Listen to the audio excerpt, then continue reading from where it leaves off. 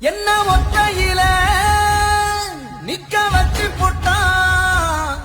ஒரு மகனாக பிறந்தாலும் மரியாதை செய்யாத பாவியடா.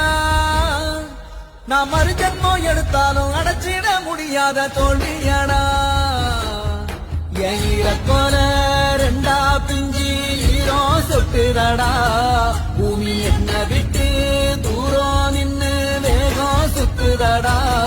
யாரு கண்ணு பட்டோம் வீடு ரெண்டு பட்டு போச்சு.